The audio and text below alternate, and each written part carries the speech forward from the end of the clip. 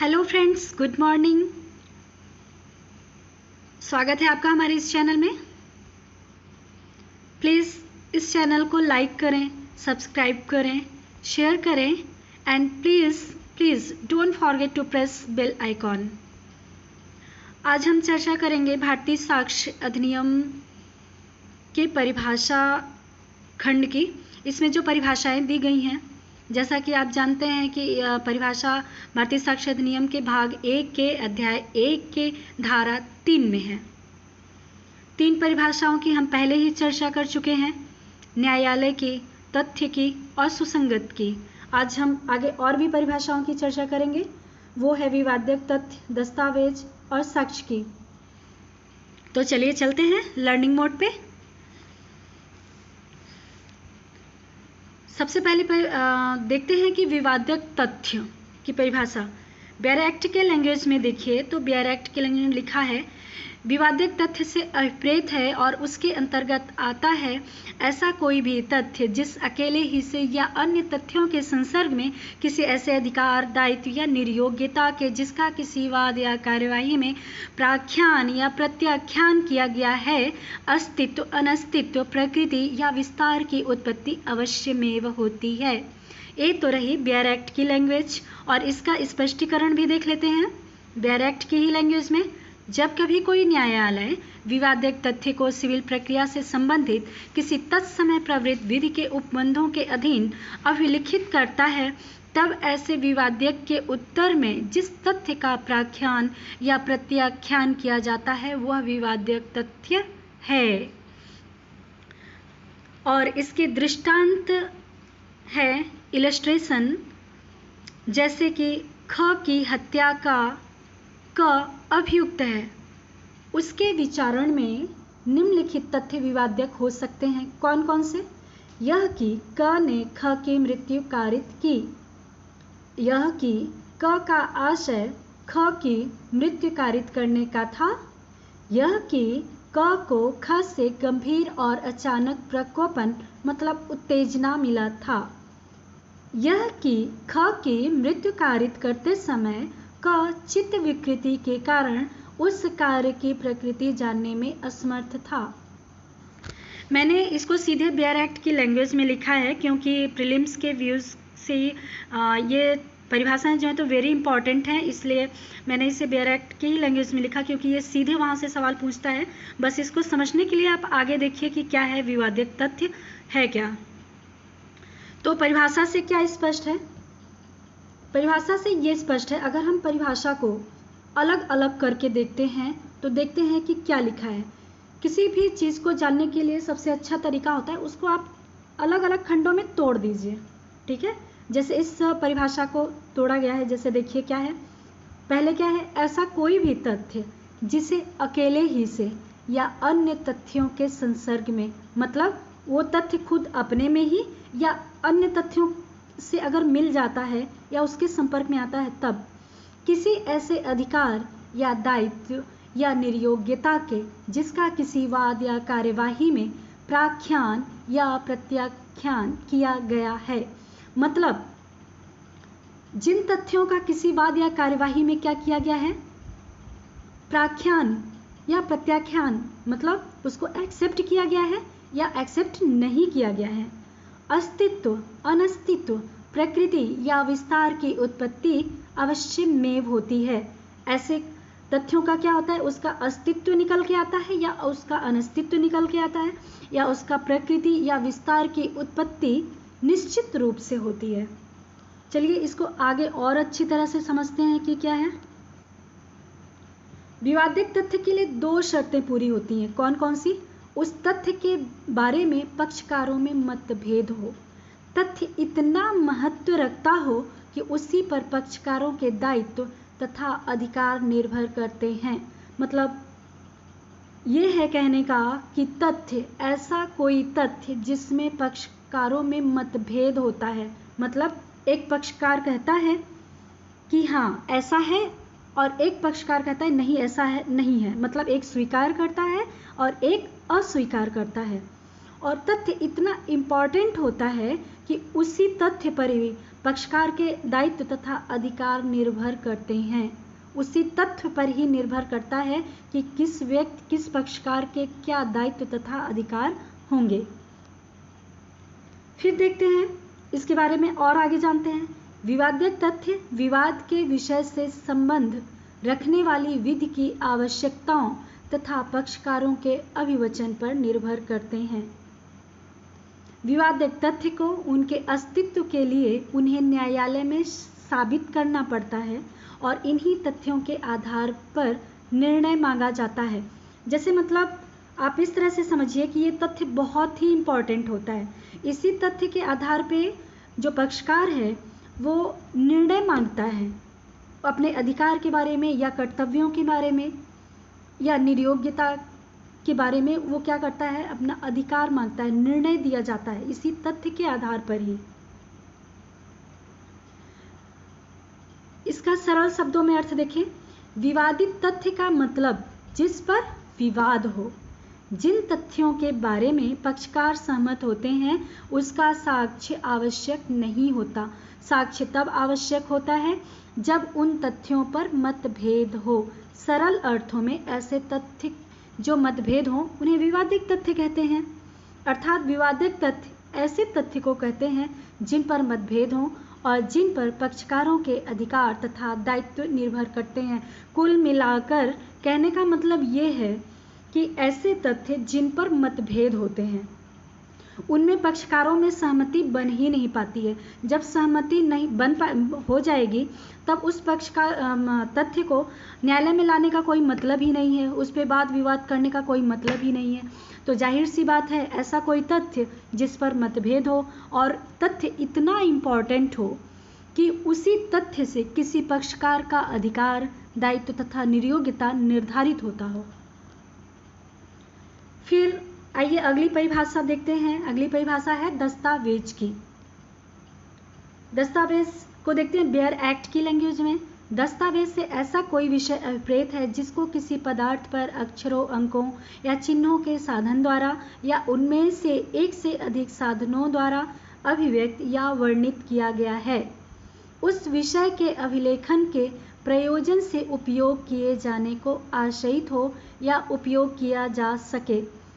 कहने का मतलब ये है कि जो दस्तावेज है वो किसी न किसी प्रयोजन के लिए बनाया गया हो, वो प्रयोजन से आशयित हो, इसलिए बनाया, इस आशय से बनाया ही गया हो कि हम इसको एक साक्ष्य के रूप में रखे रहेंगे या पेश करेंगे। ठीक है, तो हम क्या करते हैं दस्तावेज में क्या है कि जिसको किसी पदार्थ पर, ये देखिए लिखा हुआ है पदार्थ पर अक्षरों, अंकों या चिन्हों के साधन द्वारा।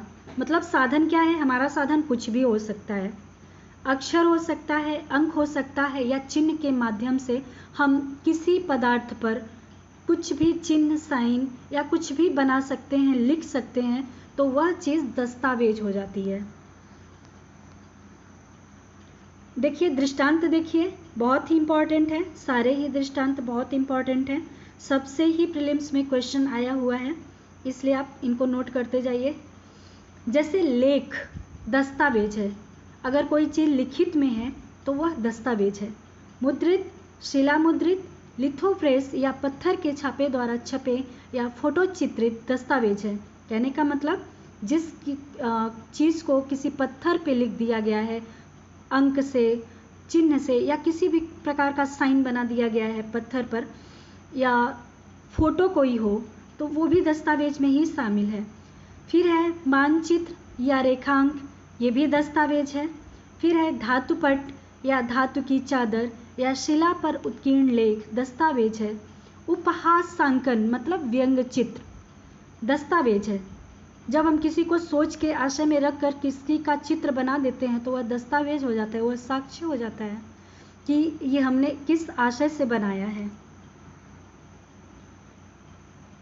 फिर देखते हैं इसकी परिभाषा भारतीय दंड संहिता की धारा 29 एवं साधारण खंड अधिनियम की धारा 3 में दी गई है।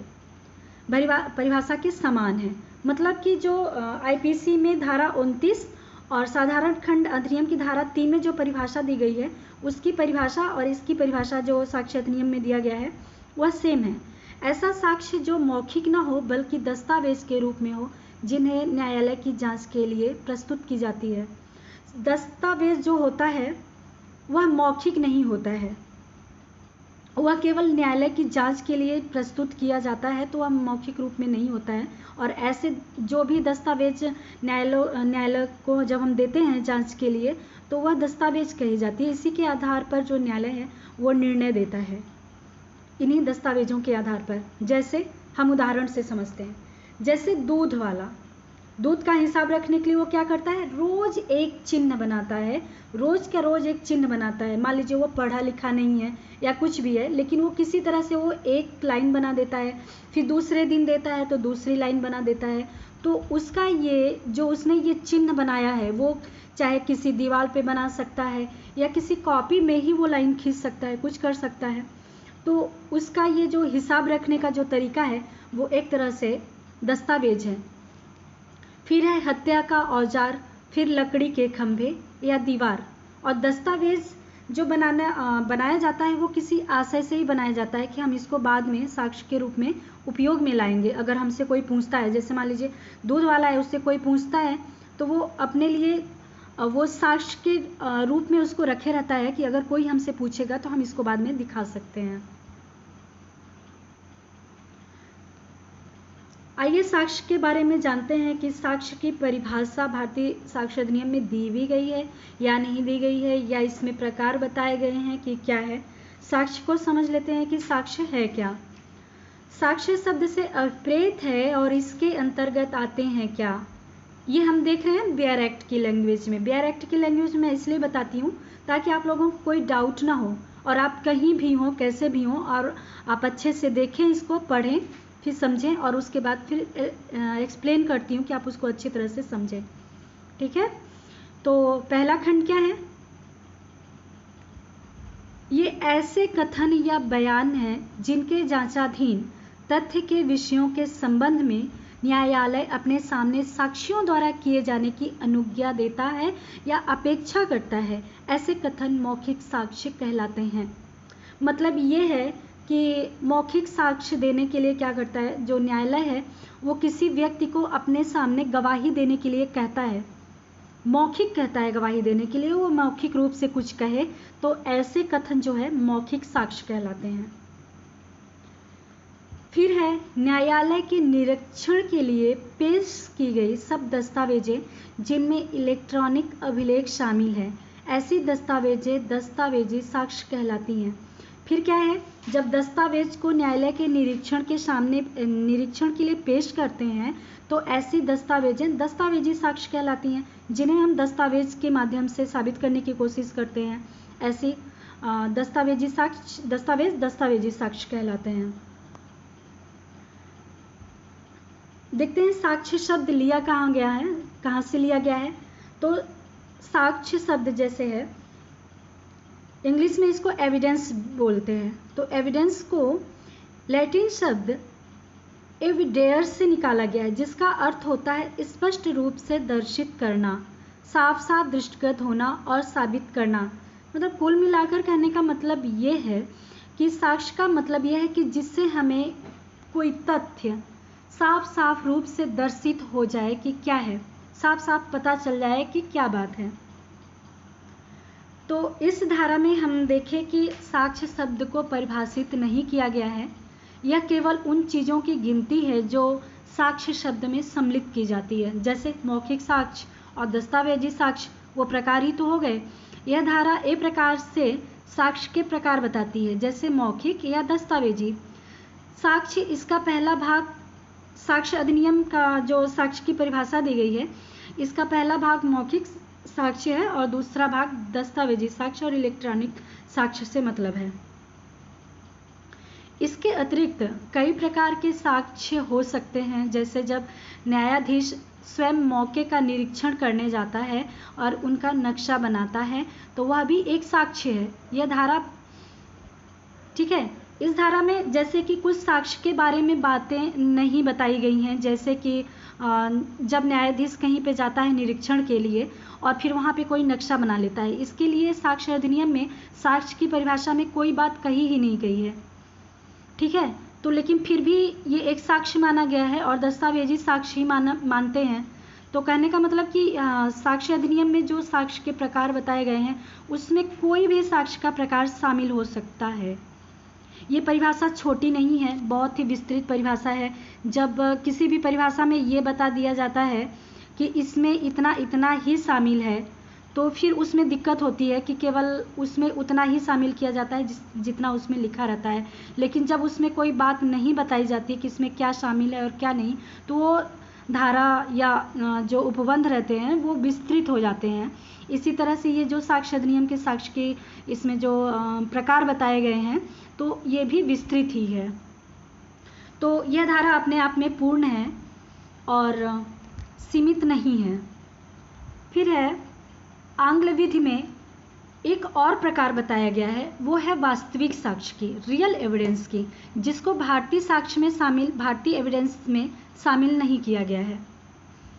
तो यह इस साक्ष्य को हम तीसरी श्रेणी में रखते हैं, जैसे खून से रंगे कपड़े, हत्या का औजार, चित्र आदि। इस अधिनियम के अनुसार इसे दस्तावेजी साक्ष्य हम इसको मानते हैं, या मानना पड़ेगा, मानना ही पड़ेगा।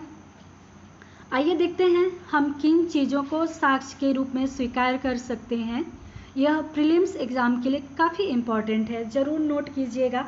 बहुत ही पूछता है कि कौन कौन से साक्ष्य हैं और कौन से साक्ष्य नहीं हैं, तो आप इन्हें बहुत ध्यान से पढ़िए और याद करिए।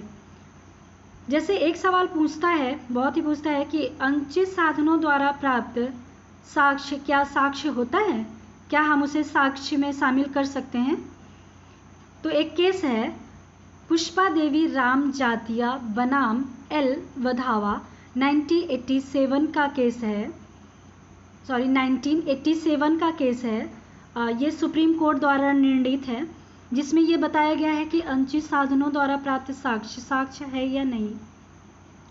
तो इस केस में उच्चतम न्यायालय ने कहा कि यह जानने की कोई आवश्यकता नहीं होती कि किस तरीके से साक्ष्य प्राप्त किया गया था। मतलब कहने का यह है कि अनुचित साधनों द्वारा जो न्यायालय को साक्ष्य प्राप्त होते हैं वो ग्राह्य होते हैं, न्यायालय उन्हें ले लेता है। फिर देखते हैं कि दूसरे अपराधों के अन्वेषण में अभिप्राप्त साक्ष्य। तो जब दूसरे अपराध का अन्वेषण हो रहा हो तो उसमें जो साक्ष्य मिलता है तो क्या वो साक्ष्य माना जा सकता है। तो इसके लिए भी एक केस है, सुप्रीम कोर्ट का ही केस है। केस का नाम है रोनी बनाम स्टेट ऑफ महाराष्ट्र 1998। इसमें उच्चतम न्यायालय ने कहा कि मूल प्रश्न है कि वह तथ्य जो अच्छा साक्ष्य है किस संबंध में या किस अन्वेषण में सामने आया।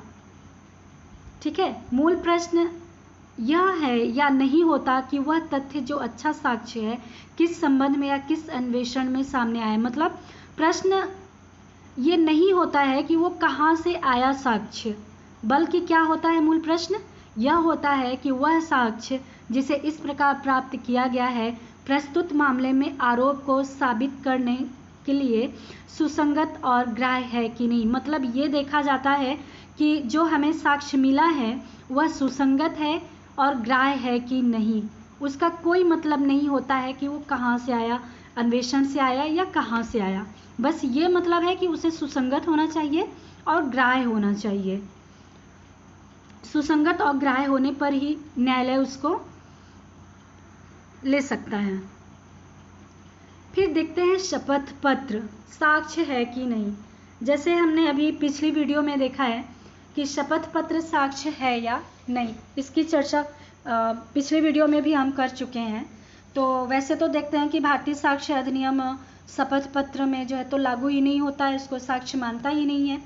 लेकिन जब न्यायालय कोई आदेश दे दे कि इस तथ्य को शपथ पत्र के माध्यम से ही साबित किया जाएगा तो उसको साक्ष्य माना जा सकता है। इट मीन्स ये कि शपथ पत्र भी साक्ष्य है। फिर है बहुत ही इम्पॉर्टेंट है, बहुत सह अभियुक्त और सह अपराधी की संस्वीकृति। ये जो संस्वीकृति वर्ड है, हम इसकी आगे वीडियो में चर्चा करेंगे, आगे चैप्टर में चर्चा करेंगे कि संस्वीकृति क्या है। अभी हम देखते हैं कि सह अभियुक्त और सह अपराधी, उसके लिए सह अभियुक्त और सह अपराधी, इसकी भी चर्चा हम बाद में करेंगे, लेकिन अभी थोड़ी सी चर्चा कर लेते हैं क्योंकि समझना जरूरी है कि सह अभियुक्त और सह अपराधी क्या है। तो सह अभियुक्त, इसके लिए प्रावधान साक्ष्य अधिनियम की धारा 30 में दिया गया है, और जो सह अपराधी है इसका प्रावधान भारतीय साक्ष्य अधिनियम की धारा 133 में दिया गया है। तो धारा 30 ये कहती है कि सह अभियुक्त जिनका साथ साथ में विचारण होता है।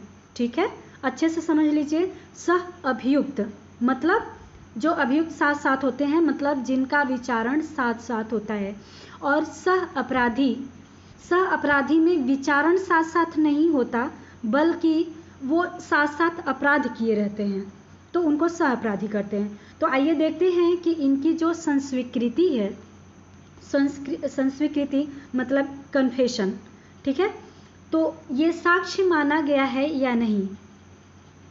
तो इसके लिए कई केस दिए हुए हैं। एक कश्मीरा सिंह बनाम स्टेट ऑफ MP 1925 का केस है, और दूसरा केस है भुवनी साहू बनाम द किंग का केस है।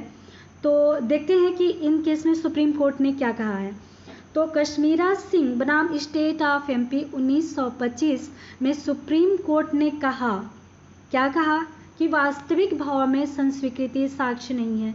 मतलब सुप्रीम कोर्ट ने संस्वीकृति को वास्तविक भाव में साक्ष्य माना ही नहीं है। ठीक है, फिर देखते हैं भुवनी साहू बनाम द किंग में ये कहा सुप्रीम कोर्ट ने कि सह अभियुक्त अपने कथन शपथ पत्र पर नहीं देता, इसलिए यह कमजोर प्रकृति का साक्ष्य है। मतलब भुवनी साहू के केस में संस्वीकृति को कमजोर प्रकृति का साक्ष्य माना है। इसको बहुत अच्छा, कुल मिला के इसको बहुत अच्छा साक्ष्य नहीं माना गया है। फिर देखते हैं सह अपराधी का साक्ष्य। सह अपराधी का कथन साक्ष्य होता है क्योंकि वह शपथ भी उठाता है और परीक्षा भी होती है। मतलब शपथ पत्र में कोई व्यक्ति आके ये कहता है कि मैं शपथ लेके कहता हूँ, या उसका एक हलफनामा होता है और उसमें ये कहता है वो कि मैं जो भी बात कह रहा हूँ ये सारी बातें सही है, तो उसको वो साक्ष्य के रूप में स्वीकार किया जाता है अगर सह अपराधी कहता है शपथ पत्र में तब। ठीक है, फिर आगे देखते हैं। आगे है कि न्यायाधीश का व्यक्तिगत ज्ञान। न्यायाधीश के व्यक्तिगत ज्ञान को भी साक्ष्य के रूप में नहीं लिया जाता। फ्रेंड्स, ये जो सारे टॉपिक्स हैं प्लीज़ आप इन्हें नोट करते जाइएगा। बहुत ही प्रीलिम्स के व्यूज़ से एंड मेंस के व्यूज़ से भी बहुत ही इम्पॉर्टेंट है, इसलिए प्लीज़ आप ध्यान से देखिएगा। फिर है पंचनामा। पंचनामा साक्ष्य होता है। जिन लोगों ने इस पर हस्ताक्षर किया है वह साक्षी हो जाते हैं और उन्हें न्यायालय में हाजिर ही होना पड़ता है ना। तो जो साक्ष्य, जो पंचनामा है वो केवल उन लोगों के लिए साक्ष्य बनता है, वो लोग साक्षी बनते हैं जो जिन लोगों ने उस पर हस्ताक्षर किया है, वो साक्ष्य होते हैं और इसका वो लोग साक्ष्य दे सकते हैं। फिर है टेप रिकॉर्ड। टेप रिकॉर्ड बहुत ही इंपॉर्टेंट सवाल है। टेप रिकॉर्ड के बारे में पूछता है कि यह साक्ष्य माना जाता है या नहीं। तो एक केस है, नोट कर लीजिएगा, रामा रेड्डी बनाम VV गिरी 1971 का केस है, जिसमें टेप रिकॉर्डर दस्तावेजी साक्ष्य होता है। मतलब टेप रिकॉर्डर को भी दस्तावेजी साक्ष्य माना गया है। फिर है कुत्ते द्वारा खोज। इसको साक्ष्य माना जाता है या नहीं। वैसे तो इसको वैज्ञानिक साक्ष्य की श्रेणी में रखते हैं, लेकिन आगे देखते हैं कि क्या है इसमें, इसको साक्ष्य माना गया है या नहीं। तो एक केस है सुप्रीम कोर्ट का, केस का नाम है अब्दुल रज्जाक बनाम स्टेट 1969 सुप्रीम कोर्ट।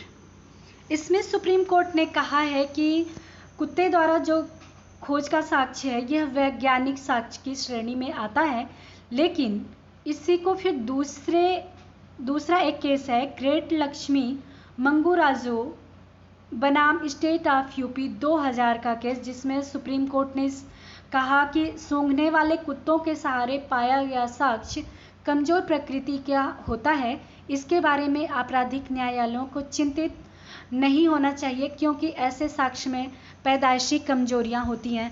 तो यहाँ पे ठीक है, केस के माध्यम से तो ये हम देख रहे हैं कि यह कमजोर प्रकृति का साक्ष्य है, लेकिन आप लोग नोट कर लीजिएगा, इसमें कई बार ये पूछा गया है कि कुत्ते द्वारा खोज किस प्रकार की श्रेणी में ये साक्ष्य आता है, तो यह वैज्ञानिक साक्ष्य की श्रेणी में आता है। फिर देखते हैं कि नवा है इलेक्ट्रॉनिक रिकॉर्ड। इलेक्ट्रॉनिक रिकॉर्ड को भी दस्तावेजी साक्ष्य माना गया है। ये साक्ष्य अधिनियम के जो प्रकार बताए गए हैं, परिभाषा जो खंड है जो उसमें है, उसी में बताया गया है। दस्तावेजी साक्ष्य में बताया गया है कि इलेक्ट्रॉनिक रिकॉर्ड जो है तो दस्तावेजी साक्ष्य है, और इसमें जो पूछता है कि यह धारा जो है, यह वर्ड जो है, इस धारा में कब प्रतिस्थापित किया गया, तो यह सूचना प्रौद्योगिकी अधिनियम 2000 की धारा 2(1) में इलेक्ट्रॉनिक रिकॉर्ड की इसकी परिभाषा दी गई, इसमें प्रतिस्थापित किया गया सूचना प्रौद्योगिकी अधिनियम 2000 की धारा 2(1) में। Thank you.